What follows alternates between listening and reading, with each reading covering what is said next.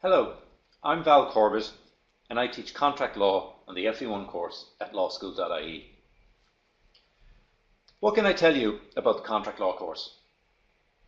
Well, contract law essentially involves the law of promises. In essence, the course is about identifying when a promise creates legally binding obligations, identifying what those obligations are, and identifying the circumstances when one is no longer legally bound by those obligations. To give you a flavour for the course, I just wanted to walk through one or two of the more bizarre cases that we'll be looking at in class. The first of these is Carlisle v. Carbolic Smoke Ball Company, which is probably the most famous contract law case of them all. In that case, the defendant advertised its new medicinal product, the smoke ball, which it promised, as you can see from the ad on your screen, to cure all sorts of ills, including influenza, coughs, hoarseness, throat deafness, sore eyes, and so forth. Powerful stuff. Such was their faith in their product, they also promised that anybody who purchased the smoke ball, used it as instructed, and still contracted such an illness, would be entitled to a reward of £100. As a mark of their sincerity, the defendants placed £1,000 on deposit, from which claims would be paid. Mrs. Carlisle purchased the product, used it as instructed, and nevertheless contracted influenza. Was the defendant's promise enforceable? The defendants argued that it should not, because it was not in the traditional form of an offer, was not seriously binding, and therefore not capable of acceptance. However, the plaintiff succeeded. The court decided that this was a unilateral offer made to the world at large, which could be accepted by anybody who satisfied the preconditions set out in the advertisement. Moreover, the court found that, objectively speaking, it was seriously intended. Why else did the defendants pay a deposit £1,000 into a separate bank account from which claims could be paid? The decision in Carlisle forms the basis of other decisions, such as that of Leonard v. PepsiCo, a 1993 US decision. This case shows how cases in contract law decided over 100 years ago, like the Carlisle case, can remain relevant as precedent in the modern day.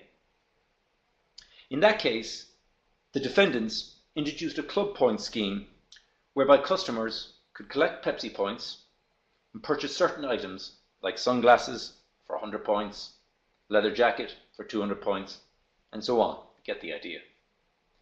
The promotion was advertised in a catalogue and a TV commercial, which showed a young high school student flying a Harrier jump jet to school with the byline, as you can see from your screen there, Harrier jump jet, 7 million Pepsi points.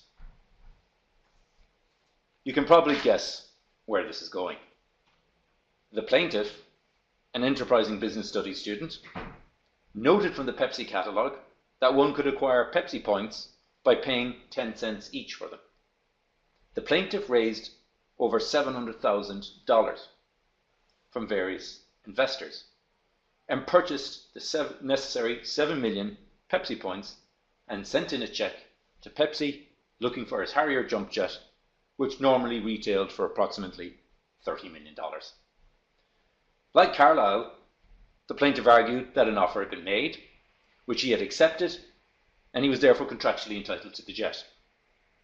Unfortunately for him, the District Court of New York disagreed.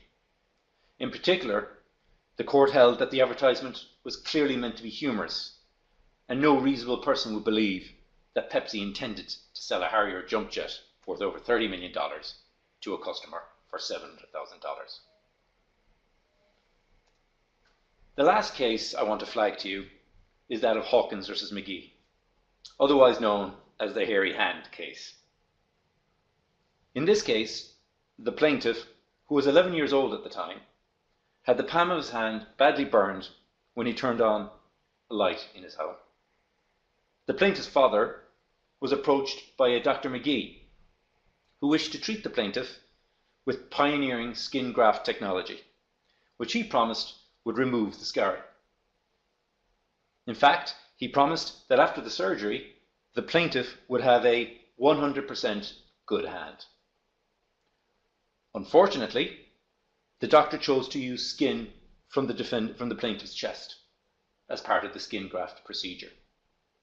As a result, the plaintiff's palm began growing thick hair. The plaintiff, not surprisingly, was not happy and sued for breach of contract. The question before the court was, what kind of damages should the plaintiff receive? The court held that the plaintiff should be entitled to damages for his defeated expectations. That is to say, he should receive damages to compensate him for the difference between what he was promised, a 100% good hand, and what he received, which was a hairy palm. I hope that gives you a flavour of my subject, contract law, and some of the ideas that we'll be discussing in class. During the course, we'll be examining the underlying principles and policies behind contract law rules to give you a better understanding of how the law operates. We will do so, however, with specific emphasis on past FE1 examination papers to enable us to identify patterns and to put these theories to the ultimate test to get you through the exam. I look forward to meeting you then.